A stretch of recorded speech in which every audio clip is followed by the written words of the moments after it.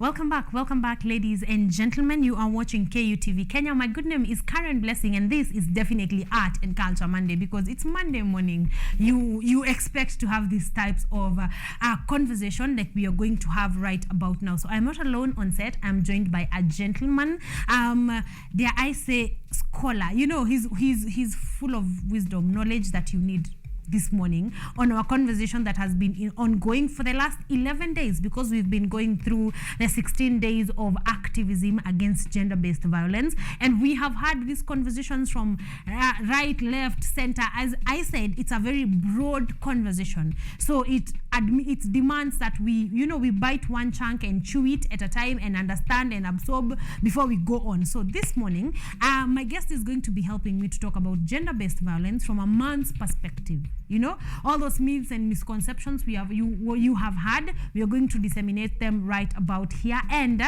without further ado, I want him to introduce himself. Good morning. Good morning. How are you doing? I'm doing well. Yes. How are you? I am good. I am doing great. How is it? Is it very chilly?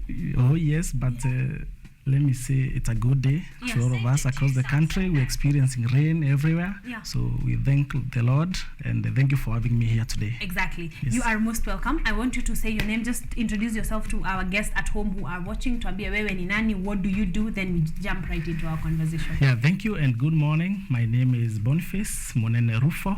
Yeah, I teach at Chuka University, Department of Social Sciences. Yes. Amazing. How is Chuka? Yeah, Chuka, we are doing well. Yeah. Right now we are preparing for exams actually. Yeah, the university. Yes, so closing the year. Yes. You know, we're moving to the next year. I like that. How has the year been? Of course, with the experience of COVID, yes, we have been much pressured. Not just from the business side, even at the university, we've been having a semester after the other, you know. Yes. Yeah, but so far, I'm sure by next year, January, we will come back to normal. Yes. Though for us, we started the new year in December. Yes. Yeah, this year. So you will be progressing, you know, moving forward. Yes. I like that. I'm asking that because also the conversation around our schools and the curriculum, everything that has changed has to have, you know, gone from CBC level ikipanda to juu. So I like that you have clarified, but I hope that you guys are now, you know, getting back from COVID. Yeah, exactly. Yes, I like that. You are here for a different conversation though, so let's get on to that one. Sure. I want us to talk about gender-based violence, and I think let's start from the simple question: what is gender-based violence? And a brief introduction of what is this conversation about. Yeah, thank you. Actually, this is a pertinent issue and a global issue. It's not just in Kenya alone. Yeah. You know, these harmful acts directed towards, you know, men, women, these are global, and therefore they need global action. Yes. And it is real time because it is within the 16 days of gender-based violence activism. Yes. And it is global. It is not in Kenya. Yes. And for sure, gender-based violence has really been an issue. Has really been an issue. Of course, so many people talk of GBV, then they direct it to women. Yes.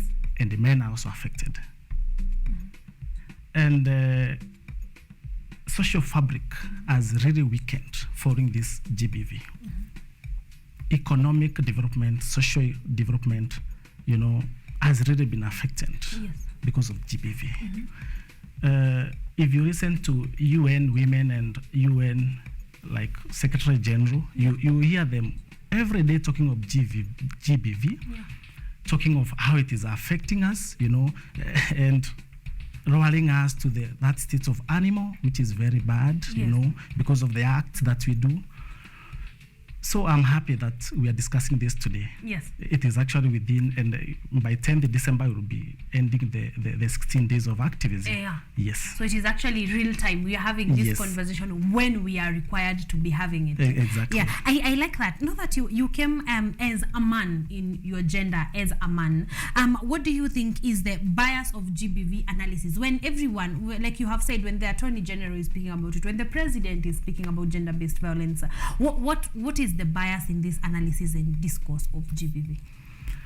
Okay, we might look it like it's a bias, but facts are there. Yes. Research has been done. GBV major affects women. Yes.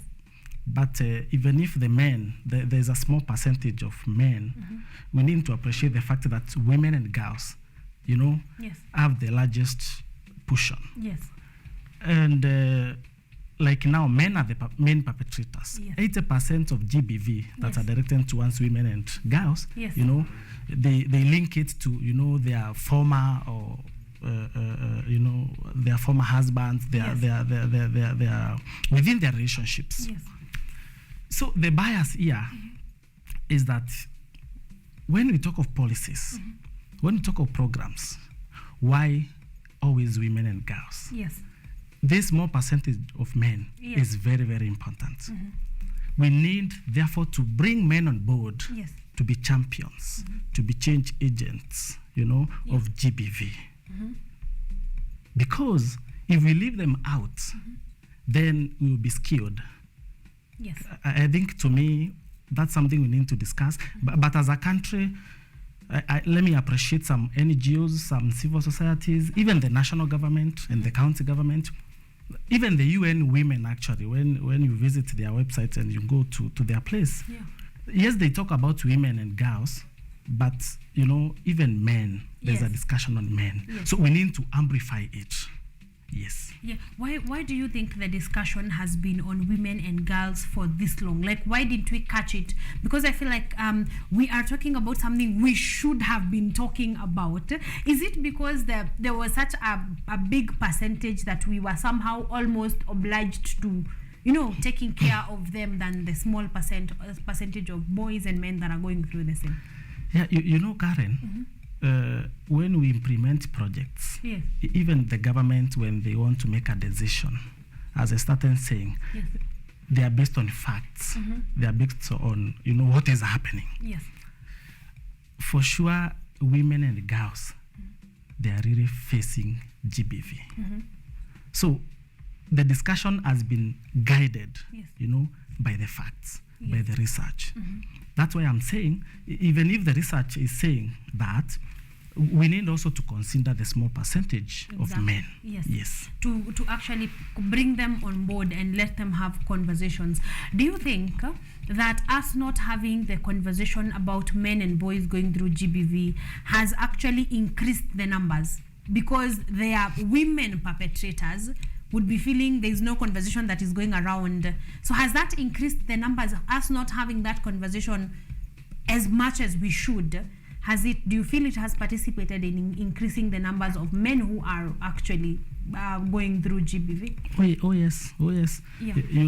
If you don't tell me that this act is wrong, yes, we are born in different backgrounds. Yes. So if you don't raise that awareness and change my mindset, I'll keep thinking that I'm doing the right thing. Exactly. There's toxic masculinity has been there. Yes. I'm a man. Shut up. Keep quiet. Yes. We need to transform the toxic masculinity to something that is very positive. Yes. So if we don't engage men, if we don't engage women and girls in the same table, then there's biasness. Yes. And solving that in totality will be something difficult. Sustainable Development Goals has talked about gender equality. Yes. Goal number 5. But just look at the targets. It's about women and girls, women and girls, women and girls, True. Even the theme of these 16 days of activism is all about women and girls. So if you don't bring men on board, what do you expect? They'll just keep quiet. They'll just, go and take alcohol. Yeah. As a form of having conversations. Yes. But I need to appreciate the fact that, women, they have strong social networks. Yes. They have arranged themselves so well in a way that they're able to share out the GBV. But for the other side of men, it is opposite. Yes. Men, rarely will you find them with very strong social network, social capital, where they in terms of groups, rarely will you find that. That's why you can see so many cases of suicide, alcoholism. Yeah. Yes. Why is that?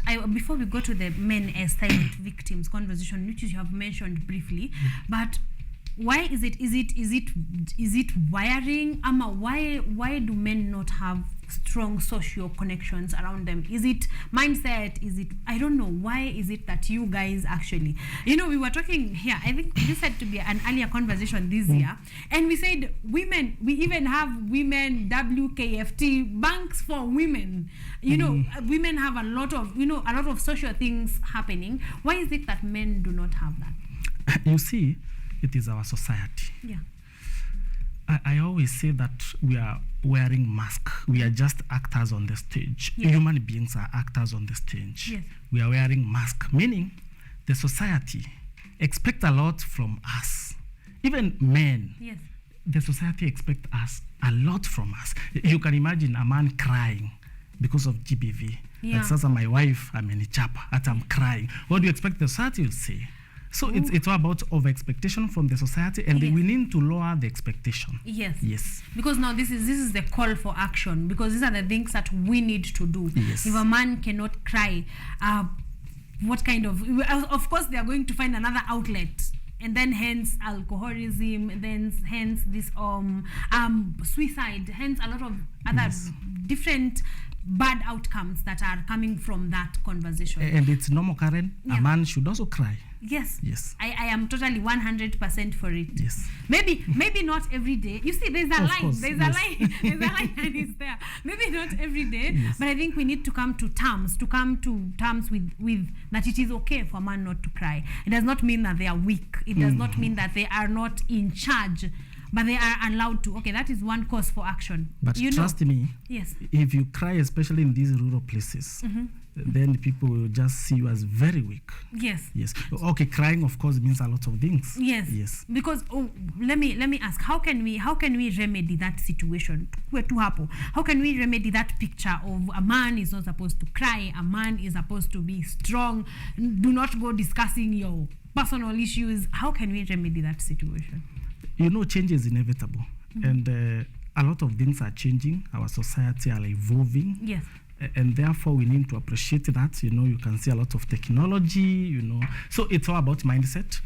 We need to continue with awareness, advocacy to our people, to tell them, even men, they can cry, and when they cry, you need to listen to them as well. So it's all about conversation, like what you are doing actually. Yes. We are disseminating a very important information. Yes. So we need to continue the same spirit. And of course, now that we have county government, and I know we have gender desk in this county government, we need also to talk to them so that they can help our people in the rural places and also in the urban places. Again, there's something that people don't really understand. When we talk of GBV, Yeah. we are also so much skewed to the rural places. Yes. Even in the urban places, GBV is happening. Yes. Even for the literate people, it's not about the illiterate. Even for the literate, even Yes. for the professors, even for the doctors, Yes. GBV is global. GBV is universal. It's everywhere. Exactly. Oh, yes. Because that is the other conversation, because I feel like we are accepting this conversation, but we are still halfway there. Like you have mentioned, we are thinking now GBV is women in the rural areas beating their drinking husbands, but you have said doctors, engineers are going through GBV in these cities of ours. So we need to bring that conversation to the table. You've mentioned about county government, and I'm interested to know places like institutions like Chuka. Are you guys having this conversation around GBV? What are you doing in these 16 days of activism to actually make sure you've brought this conversation to the light the right way? Yeah, the 16 days actually, as I said, are global, and a lot is happening. Yes. For instance, in Chuka, I know some activities have been there through the Dean's office, a lot of programs, sensitizing the students. Again, GBV among the young people is also very, very common. So we have a Dean's office that is doing that work, and they are very active in terms of even counseling the students. Yes. And also at the county level, let me say that we have GBV desks, even the national government. Okay, we have a children office. Yes.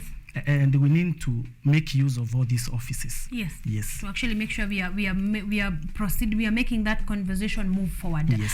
What are some of these things? Because we can still talk about this, but we are really surely women are speaking for their own issues. So what are some of these things that can be done to ensure that men, propagate, actually perpetuate these conversations, make sure these conversations are moving forward as men? Because as much as we are having this conversation and we are telling women, don't just speak about women, it is women who are having those discussions. So how can we bring men to the table? What are some of those activities that men can be brought together? What are some of those social activities that, men can be put together in a group of 10, and they, amongst discussing other things, they could probably have this conversation on GBV. Okay, yeah. Number one, let me talk about therapy. Yeah. We need to talk to our men through therapies. And actually, we can do individual therapies. Yeah. We can do group therapies. Or even before we come to the therapy, we need to create awareness to these men. Okay, and also inform them about where they can do their reporting. Yes. Some of these men don't know even the role of the police. Yes. They are totally unaware. Yeah. But for the women, they are aware. Yes. So we need to talk with men, create awareness, tell them the truth, tell them that they can also cry, they can be affected. And GBV, when I'm affected as a man, even our community, even my society is affected. True. Because I will not go to work, I will not go and teach my students. Yes. So what do you expect? They are affected. Exactly. Yes. So we need to talk to men and tell them the truth. And one way to do this is actually to use these all organizations that are around. We have so many organizations that are dealing with GBV, both in the public and the private sectors. So we need to talk to them. Even as a government, we can finance them. Yes. Okay, we can always have these meetings, and trust me, once the men know that they are also victims, they are not just perpetrators but victims, then the perpetrators, the perpetrator side will just fade away, and they know that once I'm a victim, then I need also to act, I need also to report. Yes. So men should know this. Exactly. So number one, like we've said, knowledge is power, information is power. Yes. I think, like you have mentioned, women know where to go. They know which police station, they know what they need. I've had people taking P3s, they know which organizations to go to, but our male counterparts have no idea where they can be able to do that. Okay, so that is number one. You've spoken about therapy. I'd like you to expound on that a little bit, because I feel that is very important on the next stage of having this conversation. Yeah, of course, we have social workers. Yeah. We have, again, when I talk of GBV, it's not about social workers. It's about even you. It's about me. It's about farmer. It's about everyone. Yes. So therefore, we need to have more social workers coming on board to give therapies in terms of counseling. In terms just talking to men. Yes. And this one can be done at an individual level, at a group level. Yes. Look at these programs like Women Enterprise Fund, the GAV, all these programs. Yes. You find that the beneficiaries are women. Yes. Majority, actually, women and young people. Yes. But you wonder, where are the men? But let me also appreciate our churches, because when you go around most of the churches, you find now that men are grouping themselves. Yes. Okay? Yes. So I think that's a very nice starting point, and we need to embrace that. Exactly. Yes. Oh, I think actually we need to applaud churches, because like I am just thinking about it, I'm thinking the only places I know men's groups are in is churches. Exactly. And mosques. Yes, they actually have, men's group, men are doing this. And I think that we need to applaud. Yes. That we need to applaud very much to every church that has men's group out there, Yes. that men are doing something together. Just by the mere fact that you're able to bring just men together in a conversation, kudos. You are doing a good job, and keep that up. Like now, within these 16 days, Yes. I'm expecting all these partners to be engaging also men, so that men can also learn. Yes. It's not about theory.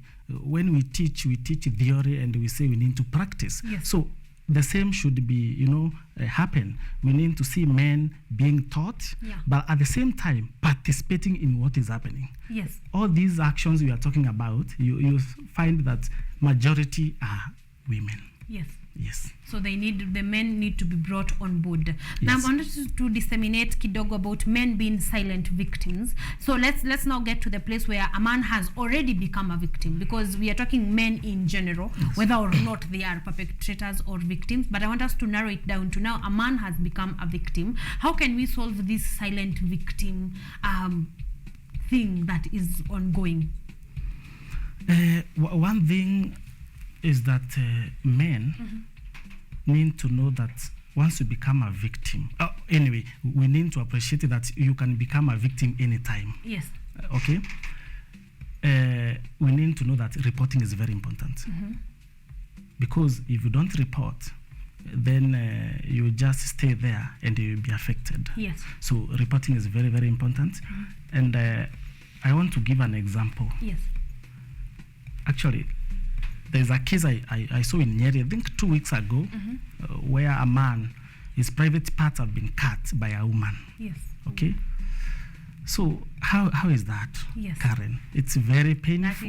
That is on the extreme. Okay, it's very painful. Yes. But you can see to that extent, a man might not have energy to report. True. Okay? Then we can send signals to even close friends who can help us in reporting, because to some extent we are so much squeezed that we can't report. So we can send signals, and our friends, our close family members, can help us to report. Yes. Let me give another example. You hear of these juvenile courts for the minors. A boy will always be charged when he impregnates a girl. Yes. But a girl will just deliver and go back to school. Yes. You can see, the bias I'm talking about. Yes. There is no punishment on their side as such. Exactly. Go to these juvenile places. You just realize that the boys who are there, okay, they were caught up because of, committing these small crimes or even the big crimes in terms of sexual violence. Yes. But if you visit the girls, the story is different. Yes. It's not a holding place as such. Yes. It's more comfort than you are here to serve your time. Exactly. As punishment. Yes. Okay, there is that. I think we need to have a conversation, a really, really, really big conversation, and create awareness, because I feel like that one is outrightly on the one-sidedness, on the bias side. Yes. Because there should be conversation ongoing.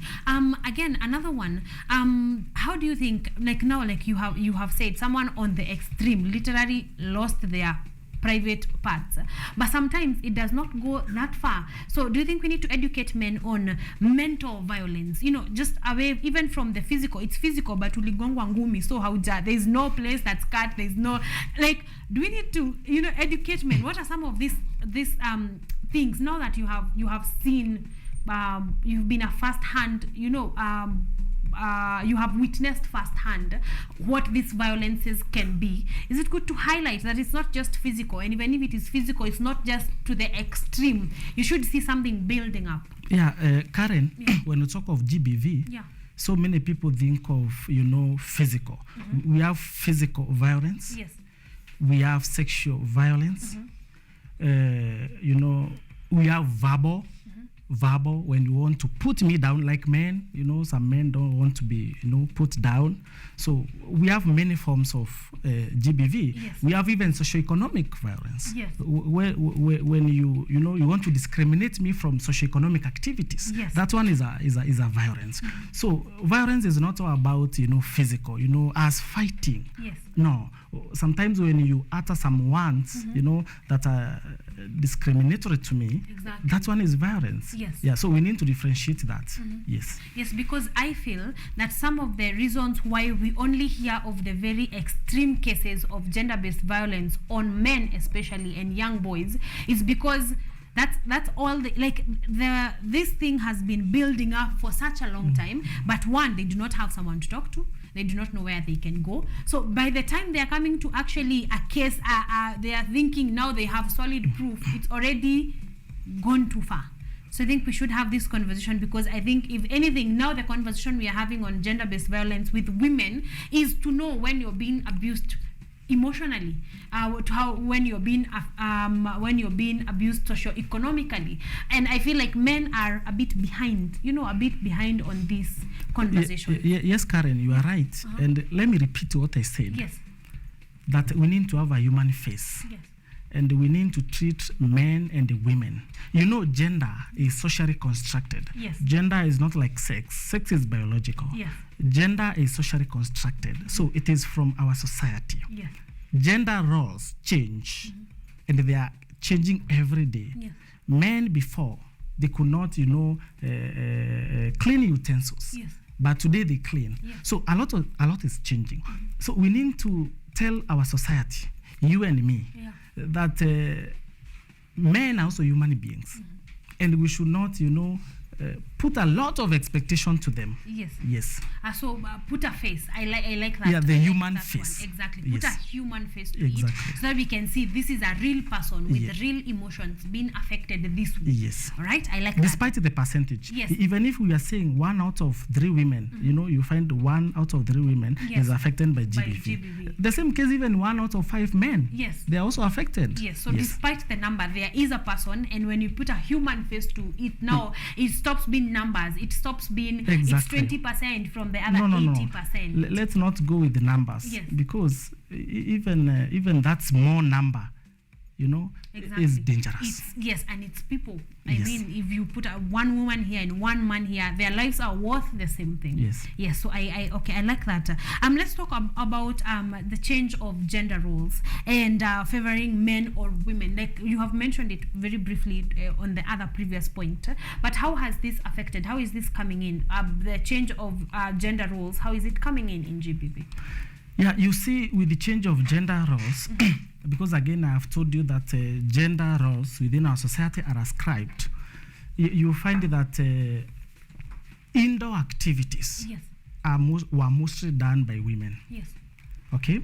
Then men are for, breadwinners. They need to go out there and, come with the food. But you see now, it is changing. Yes. Gender roles are changing. Yes. The responsibilities and duties of men and women are changing. Today, I can stay with my baby. Yes.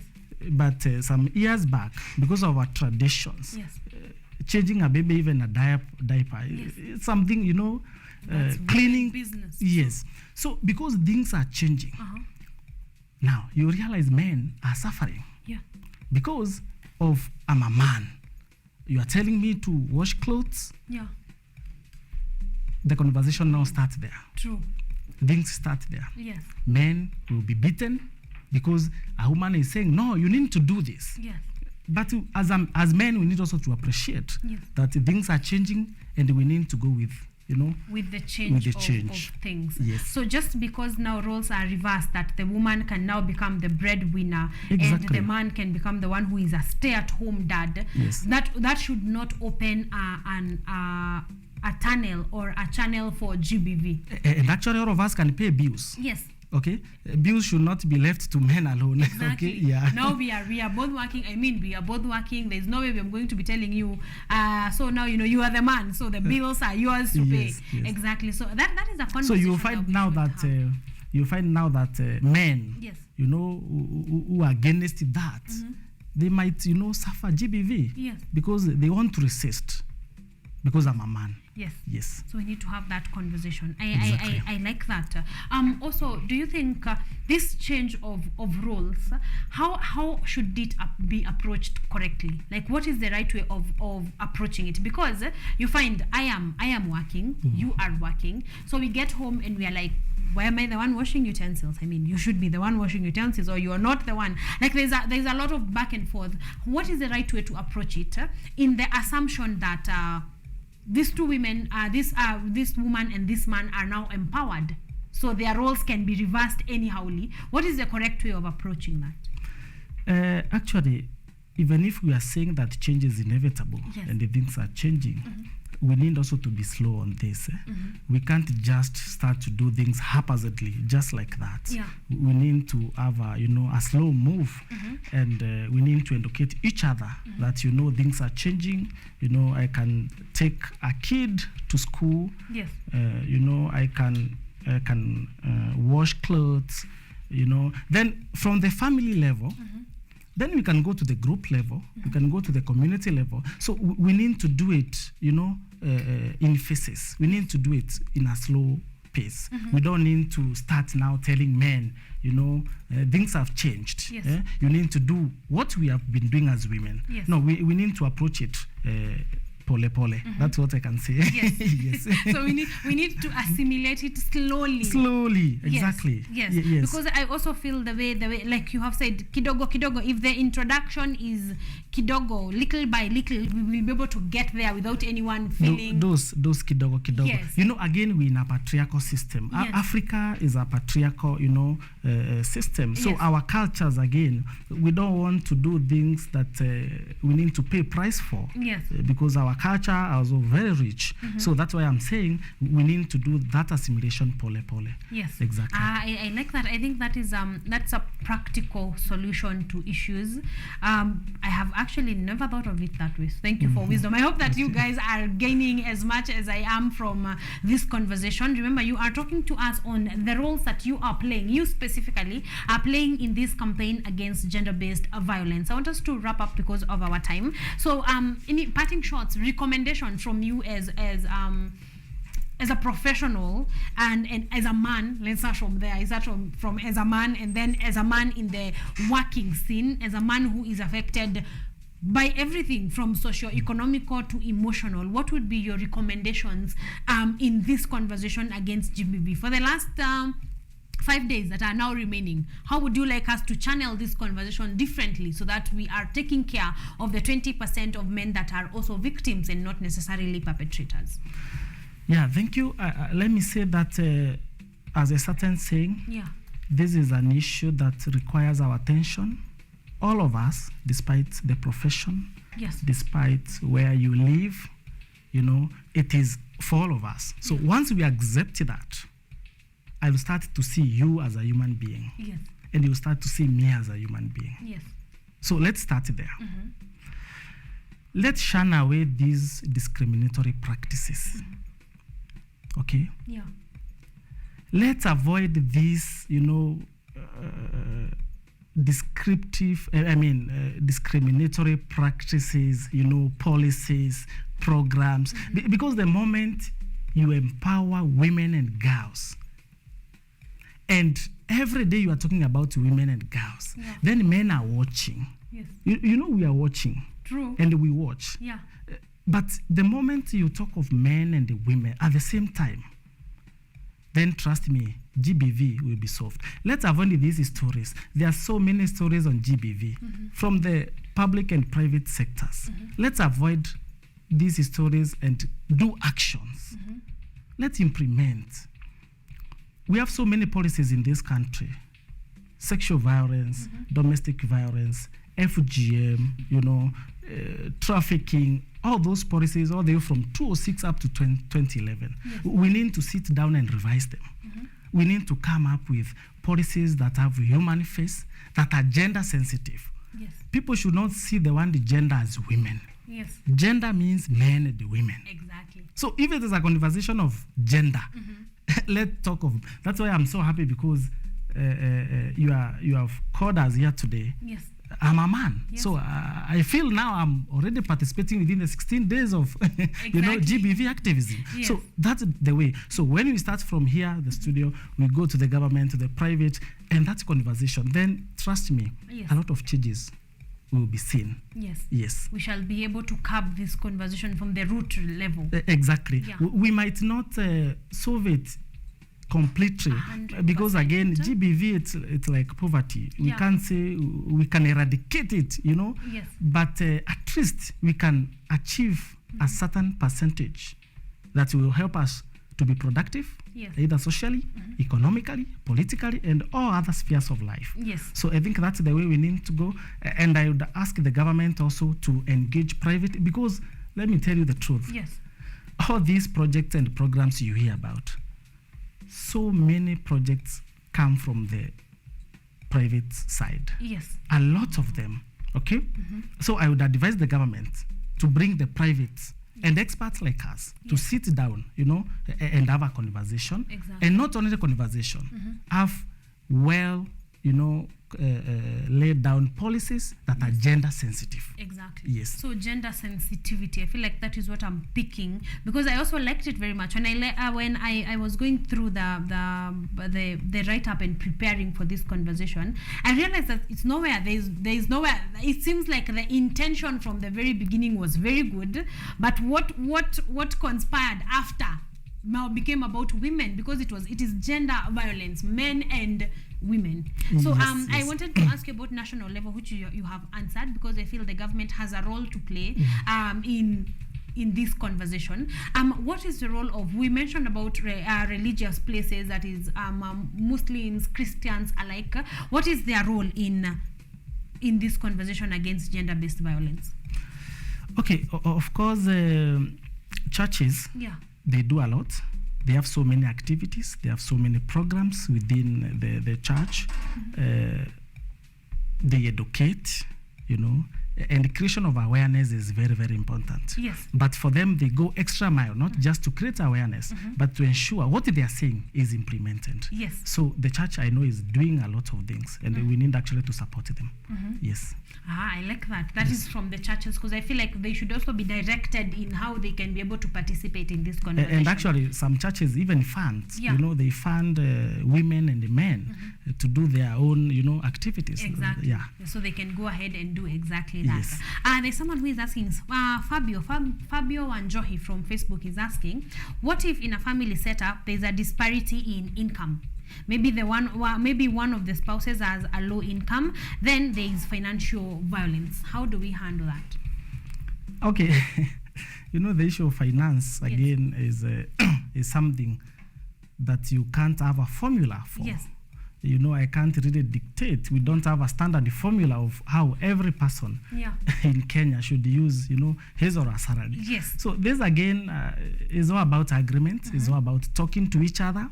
And to some extent, you can even look for a financial manager who can help you to, solve navigate, this. Yeah. You can also talk of, there are some psychologists who, can talk to you and also advise you on how to go on financial issues.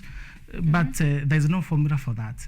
It's all about you saying that, even if I'm earning less, my wife can earn more and we survive. Yeah. We can have a dialogue and talk how to use the finances. So it's all about an individual. We don't have a standard for that, but I would advise them to go for a psychologist. Yeah. And they will advise financial manager. Yes, is this where therapy also comes in? Being open to bringing a third party to advise. Yes. And because I think that is also one of the ways men are very many, not all, are rigid to a third party, any form of a third party, be it a financial advisor, anything, marital issues. They are very rigid on getting into therapy. So I think they should also be open to actually that issue of rigidity now. Yes. You see, even men us, we want to prove that we are men because we want to pay all the bills. We want to do everything. Let me tell you, if you give a woman a chance, she can help you. Yes. So even men, it's also an issue for men because we want to prove ourselves. So we need to give women a chance. Yes. Because again, there are some women, if you don't give them a chance, they'll just keep quiet. Yes. And you will be there paying bills. Thinking that now because our society has dictated that men should pay. No, give her a chance. An opportunity to be able to do that. Well, thank you very much. I feel like this was a much needed conversation that we needed to have. Thank you very much for helping us disseminate. Is there anything else we have not mentioned that you'd like to close with? Yeah, actually, there's something we have not discussed, and because of time, we can discuss another time. When we talk of gender, again, we have been developing policies and programs on women. We are now developing policies and again programs on men. There is transgender. Yes. Okay. There are some people who don't know whether they are men or women. So as we talk of men and women, we need to look also on that group. It is very, very sensitive. It's a group that has been discriminated for quite long, and also we need to discuss about that. We need to have that conversation. Yes, but that one can be for another day. Because I feel like we need to do this haraka. We need to have this conversation on men, get them on board, put women on board, so that we have other marginalized groups that now don't even know where to go voice their issues, because as it is, the ones who are already like, I'm on this side and on this side, we're already not in agreement. Yes. So the faster we have a task ahead. Yes. Okay. So because we need to bring men. Yes. We feel that for sure we are part and parcel of the conversation. Yes. That even men are in. Yeah. Then we need also to, speed up and also involve the other group of transgender. Yes, more marginalized groups into these conversations. Yes. Oh, thank you very much for highlighting that. I think that is a whole conversation that we need another entire interview to talk about, because there are many others, not just transgender. There's many other marginalized groups that do not know where to voice their issues, because it seems like there is already too much going on in here. Wow, thank you very much for coming in today. I have definitely learned. I enjoyed this conversation. Thank you for helping us disseminate. I hope that this one has given a channel to men to know that it is okay, it is normal to speak up. All right, so thank you very much. We're going to be going on the conversation on the role that you are playing, because remember, we've said we put a human face, so it is me and you. If you can take this as me as a woman, and then Boniface here takes this as me as a man, I feel we'll be able to move closer to solutions rather than pulling ourselves apart from each other. So thank you very much for being here, Boniface. It has been a pleasure to have you. Ladies and gentlemen, that will be the end of our first conversation at 8:47. We are going to close this interview here, but before we do, tuma salamu to Chuka University, to whoever is watching, and to Fungie. Okay, thank you for having me here. You're most welcome, Karen, and you are doing good work. Thank you. Yeah, so let me say good day to all of us across the country and the world. And let me remind you that we are still within the 16 days of activism against GBV. Try as much as possible from the wherever you are, the family and the community, at least to do something that will bring a human face within our society. Let's treat each and every person within our society as human beings, not animals. And by doing so, we'll be able to even achieve the targets of gender equality and also other frameworks or other things that different organizations and the national government have put in place in terms of ensuring that we do away with this GBV. So thank you so much, and let's have a good day. Thank you very much. That has been it for our first launch, ladies and gentlemen. Let's take a short break. I'll see you on the other side of the break.